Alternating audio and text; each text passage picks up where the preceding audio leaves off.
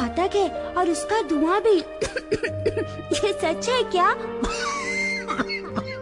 धूम्रपान आपके लिए हानिकारक है और आपके चाहने वालों के लिए भी। पापा क्या हुआ?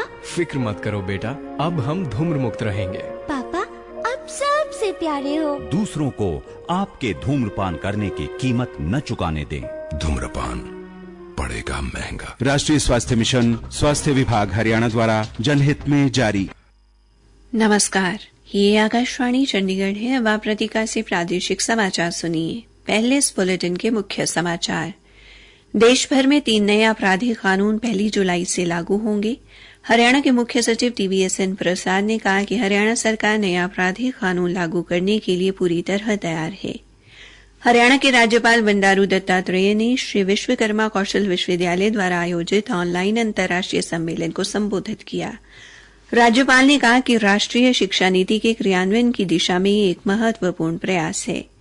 सर्वोच्च न्यायालय ने नीट यूजी परीक्षा में प्रश्न पत्र लीक और अन्य अनियमितताओं के आरोपों की सीबीआई से जांच की मांग वाली याचिका पर केंद्र और राष्ट्रीय परीक्षा एजेंसी से जवाब मांगा। मुक्त विश्वविद्यालय ने 18 जून को होने वाली परीक्षाएं स्थगित की। अब समाचार विस्तार से। देश भर में 1 जुलाई से 3 नए आपराधिक कानून लागू किए जा रहे हैं। नए आपराधिक कानूनों में कानूनी ढांचे को आधुनिक बनाने का प्रयास किया गया है। अंबाला के जिला सत्र न्यायालय में अधिवक्ता शशांक गुप्ता ने आकाशवाणी को बताया, जो ये नई कानून है, इनका जो मेन एम है वो ये है कि जो कोर्ट के अंदर जो काफी सारी जो प्रोसीडिंग्स है उनको कम करना। इसके अंदर सरकार की तरफ से ये कोशिश है कि जो 3 साल से जो क्राइम है जिनकी सजा कम है उनके ऊपर थोड़ी ढील दी जाए, और उनको जेल में डालने से अच्छा ये है कि उनको कम्युनिटी सेंटर जो सोसाइटी की सर्विस के अंदर उनको लगाया जाए। इसके अलावा सरकार इन कानूनों के अंदर कुछ और भी नई तरह की क्राइम्स ऐड करें, जिसमें आर्म रेबेलियन अगेंस्ट गवर्नमेंट और किसी और तरह का रेबेलियन सरकार के खिलाफ वो रिकॉग्नाइज करें एज क्राइम्स, जिसके अंदर अब सरकार कड़ी से कड़ी कार्रवाई करेगी। और एविडेंस है इसके अंदर फॉरेंसिक रोल बहुत बढ़ा दिया है सरकार ने इन तीनों के अंदर, जिसके बाद अब जो फॉरेंसिक एक्सपर्ट होता है उसका रोल बहुत बढ़ जाएगा। सरकार गवाहियों पे तो फैसला सुनाएगी, पर उसका जो मेन होगा वो फॉरेंसिक होगा। हरियाणा के मुख्य सचिव TVSN प्रसाद ने कहा कि हरियाणा सरकार 1 जुलाई से 3 नए आपराधिक कानून भारतीय न्याय संहिता 2023, भारतीय नागरिक सुरक्षा संहिता 2023 और भारतीय साक्ष्य अधिनियम 2023 लागू करने के लिए पूरी तरह तैयार है।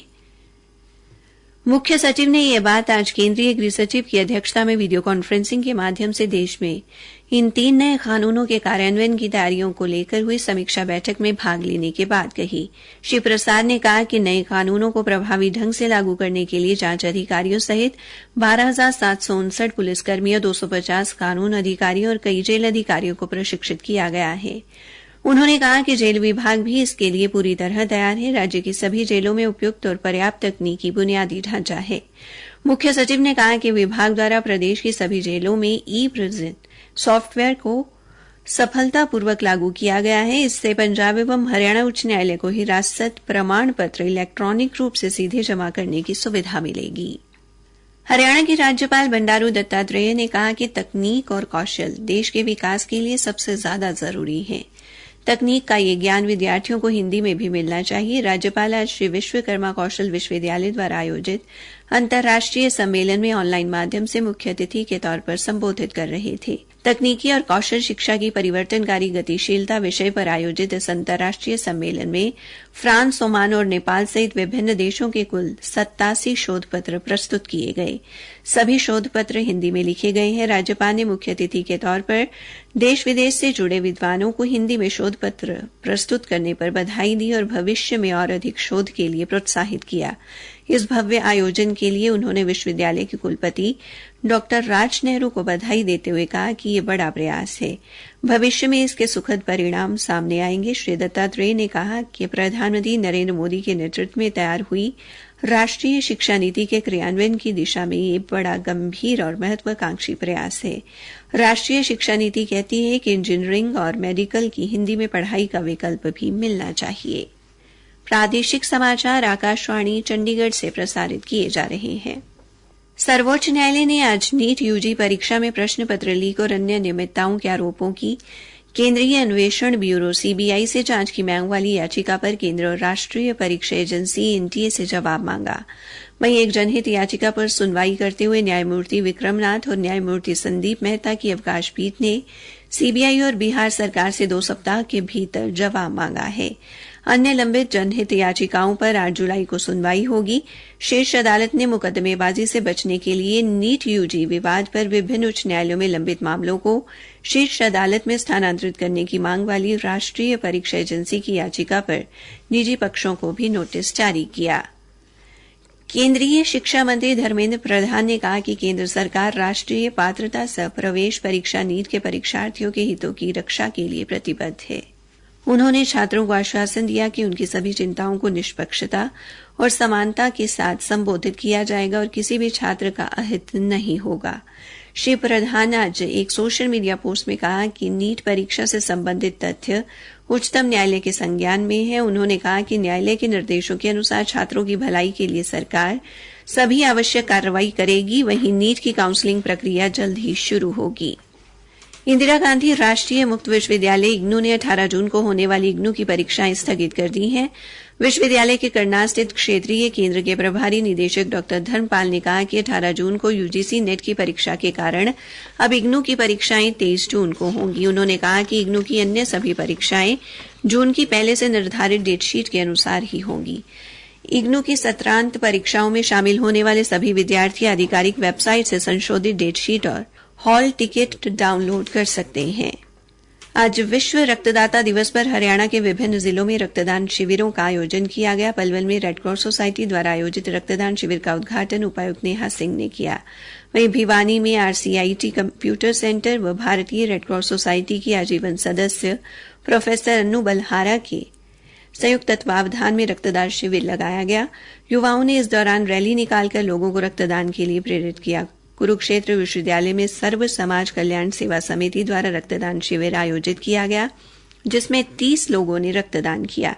शिविर में विश्वविद्यालय के कर्मचारी नरेश ढींगरा ने 50वीं बार रक्तदान किया।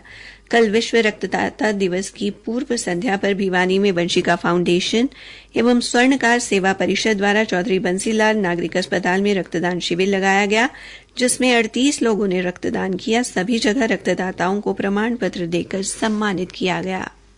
अंबाला के एसडी कॉलेज में भी आज विश्व रक्तदाता दिवस मनाया गया। इस कार्यक्रम में बतौर मुख्य अतिथि हरियाणा के राज्यपाल बंडारू दत्तात्रेय ने शिरकत की। उन्होंने प्रदेश भर से यहां पहुंची स्टार महिला रक्तदाताओं और बेहतर काम करने वाले स्वयंसेवी संगठनों को सम्मानित किया। कार्यक्रम में कैथल के बाबू अनंतराम जनता कॉलेज की सहायक प्रोफेसर डॉ पुष्पा, राजरानी मान व सिपाही बिमला देवी को भी सम्मानित किया गया। फरीदाबाद में आज 8 विदेशी नागरिकों को भारतीय नागरिकता प्रदान की गई। इन सभी ने गृह मंत्रालय में नागरिकता के लिए आवेदन किया था।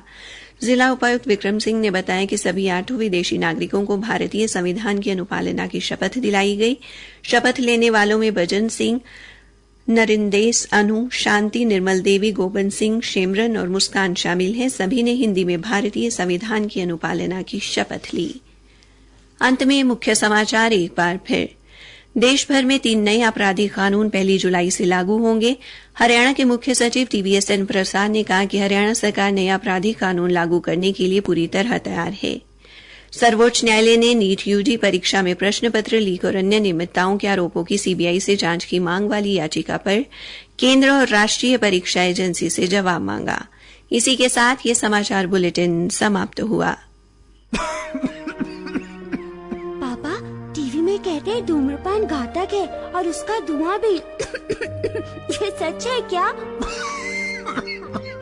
धूम्रपान आपके लिए हानिकारक है और आपके चाहने वालों के लिए भी। पापा क्या हुआ?